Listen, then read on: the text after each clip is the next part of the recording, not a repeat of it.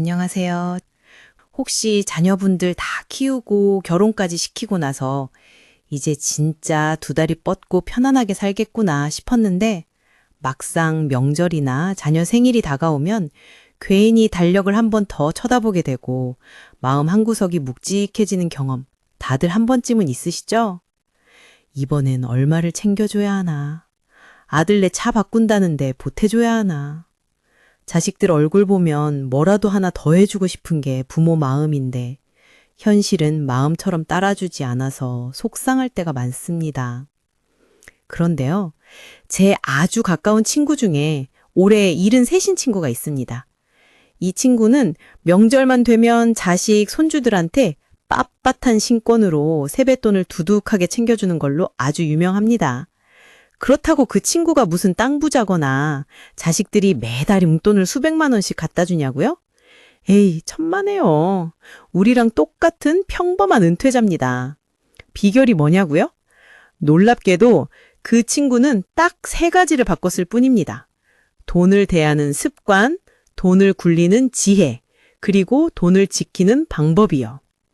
오늘 영상에서는 바로 자식에게 아쉬운 소리 안 하고 오히려 어깨 쫙 펴고 용돈 쥐어주는 든든한 부모가 되는 비법 3가지를 제 경험과 함께 속 시원하게 알려드리겠습니다.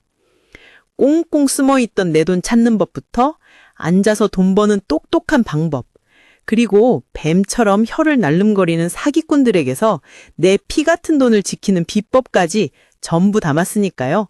오늘 영상 끝까지 보시면 앞으로 돈 걱정은 반으로 확 줄어드실 겁니다. 내용이 기대되신다면 좋아요와 구독 버튼 부탁드리고 바로 시작할게요. 첫 번째 비법인 바로 새는 돈 막고 숨은 돈 찾기입니다. 우리가 흔히 티끌 모아 태산이라고 하잖아요. 아이고, 이 말이 우리 나이엔 정말 뼈에 사무치게 와닿는 말입니다.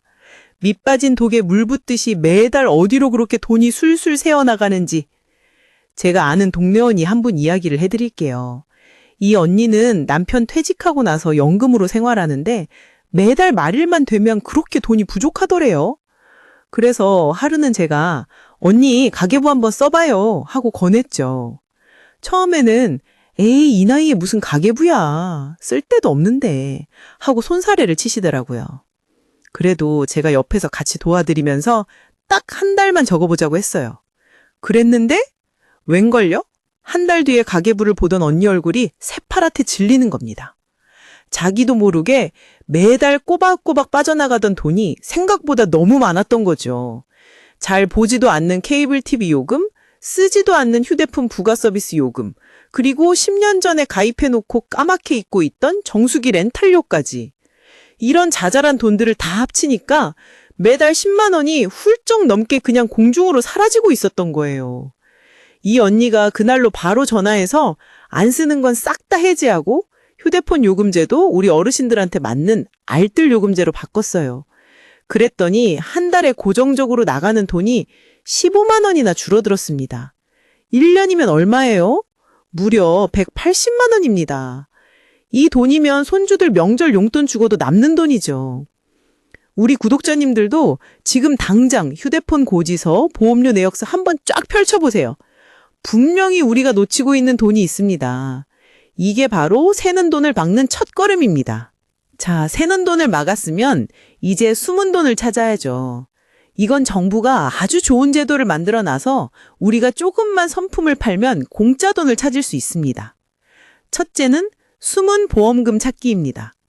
포털 사이트에 내 보험 찾아줌이라고 검색만 하면 내가 가입했던 모든 보험 내역이 나오고 내가 아직 받아가지 않은 숨은 보험금이 얼마인지 바로 확인할 수 있어요.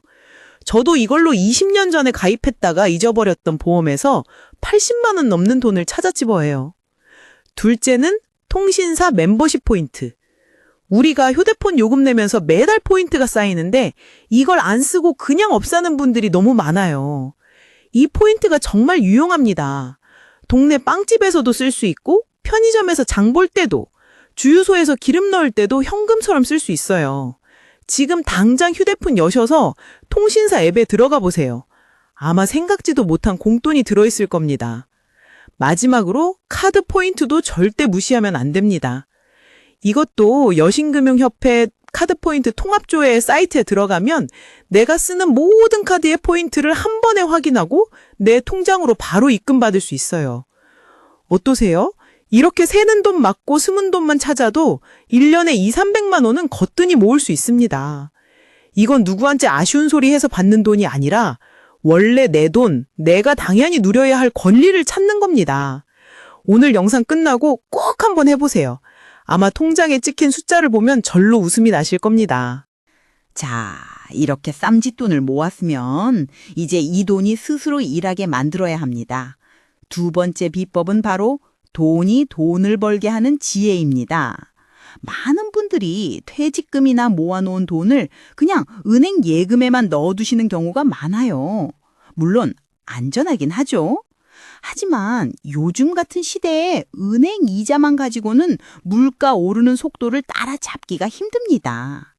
가만히 앉아서 내 돈의 가치가 뚝뚝 떨어지는 걸 보고만 있을 수는 없잖아요. 그렇다고 주식이나 펀드 같은 건 너무 위험하고 어렵게 느껴지시죠? 맞습니다. 우리 나이에는 큰 돈을 벌겠다고 위험한 투자를 하는 건 절대 금물입니다. 하지만 우리가 가진 가장 큰 무기가 뭔지 아세요? 바로 시간과 경험, 그리고 자산입니다. 우리에게는 젊은 사람들이 없는 아주 든든한 집이라는 자산이 있는 경우가 많습니다. 아주 똑똑하게 활용하는 방법이 바로 주택연금입니다. 제 친구 부부 이야기를 해드릴게요. 두 분이 평생 일해서 장만한 아파트 한 채가 전 재산이었어요. 퇴직하고 나니 매달 나오는 국민연금으로는 생활이 빠듯했죠. 자식들한테 손 벌리기는 죽기보다 싫고, 그렇다고 집을 팔고 작은 집으로 이사 가자니 평생 살아온 동네를 떠나기가 싫더랍니다. 그래서 제가 주택연금을 한번 알아보라고 했어요. 주택연금은 내가 가진 집을 담보로 맡기고 내가 그 집에 평생 살면서 매달 나라에서 연금을 받는 제도예요. 부부가 모두 돌아가신 후에 은행에서 집을 처분해서 그동안 지급했던 연금을 정산하는 방식이죠. 처음에는 친구도 아니 그럼 나중에 자식들한테 집을 못 물려주지 않느냐고 걱정을 하더라고요. 그래서 제가 그랬죠. 우리가 자식들한테 물려줘야 할 게 어디 집 한 채뿐이니? 우리가 건강하고 행복하게 자식들한테 짐 안 대고 사는 모습 보여주는 게 최고의 유산이지. 결국 친구 부부는 주택연금에 가입했고 지금은 매달 200만 원이 넘는 돈을 꼬박꼬박 받으면서 생활하고 있어요. 예전에는 관리비 한번 내는 것도 벌벌 떨었는데 이제는 동네 친구들하고 맛있는 점심도 사 먹고 1년에 한 번씩은 꼭 부부 동반으로 여행도 다닙니다. 자식들도 처음에는 걱정했지만 오히려 부모님이 돈 걱정 없이 활기차게 사시는 모습을 보니까 더 좋아하더라고요. 명절에 찾아오면 어머니, 아버지, 저희 용돈 필요 없어요. 두 분 맛있는 거 사드세요. 하고 말한대요. 이게 진짜 효도 아니겠어요? 물론 주택연금은 장단점이 있으니 꼼꼼히 떼져봐야 합니다. 하지만 자식들에게 경제적 부담을 주기 싫고 안정적인 노후를 보내고 싶다면 아주 좋은 선택지가 될 수 있습니다. 한 가지 우리가 활용할 수 있는 좋은 제도가 비과세 종합저축입니다. 이건 만 65세 이상이면 누구나 1인당 5천만 원까지 이자 소득에 대한 세금을 물지 않도록 해주는 제도예요.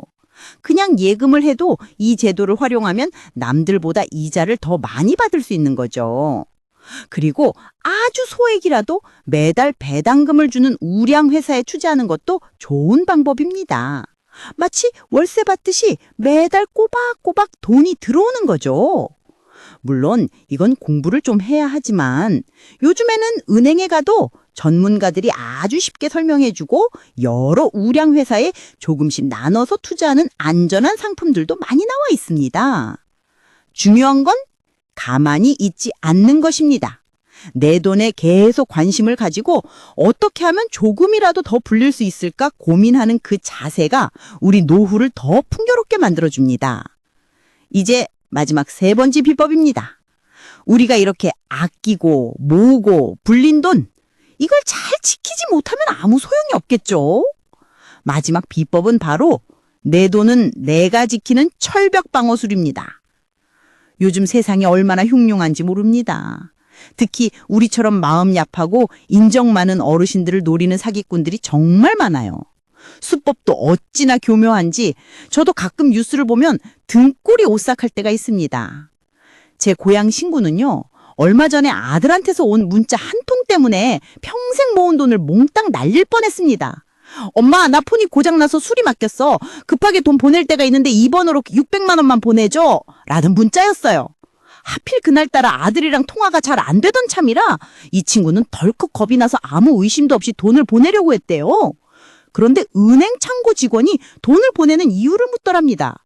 아들 휴대폰이 고장나서 돈을 보낸다고 하니까 그 직원이 어머니, 혹시 아드님이랑 직접 통화는 해보셨어요? 하고 묻더래요. 그제서야 정신이 번쩍 들어서 원래 아들 번호로 전화를 해봤더니 아들이 멀쩡한 목소리로 전화를 받더랍니다.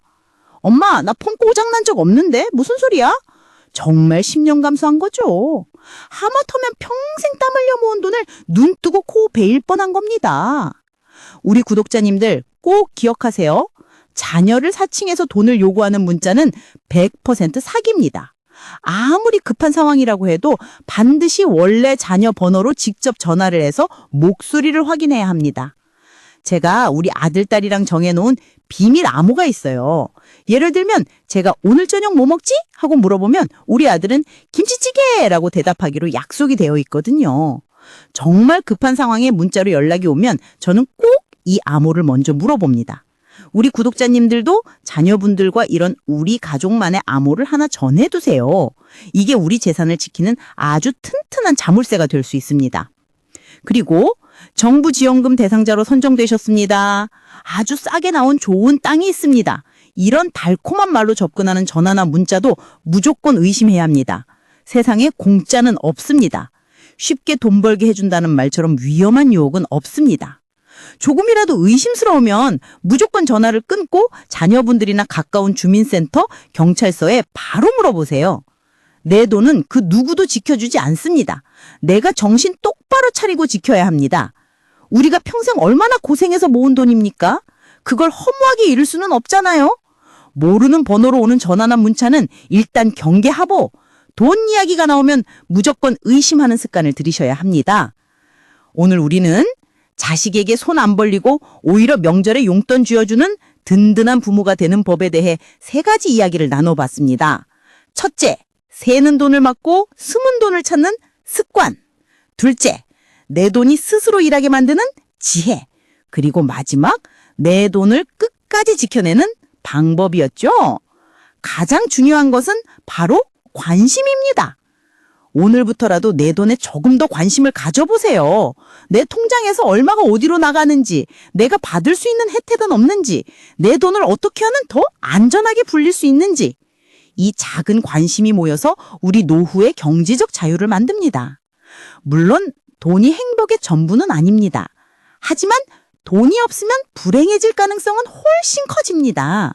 우리가 돈 걱정 없이 당당하게 살 때 자식들 앞에서도 더 활짝 웃을 수 있고 엄마 아빠는 걱정하지 마라. 너희나 잘 살면 된다 하고 큰 소리도 칠 수 있는 것 아니겠어요? 더 이상 자식 눈치 보며 용돈 받아 쓰는 부모가 아니라 따뜻한 밥 한 끼 먼저 사주면서 어깨를 두드려주는 든든한 부모가 되어보는 건 어떨까요? 우리는 충분히 그럴 자격이 있고 또 그렇게 할 수 있는 지혜와 힘을 가지고 있습니다. 지금까지 여러분의 든든한 노후 친구 지혜로움이었습니다. 즐거운 명절 되세요.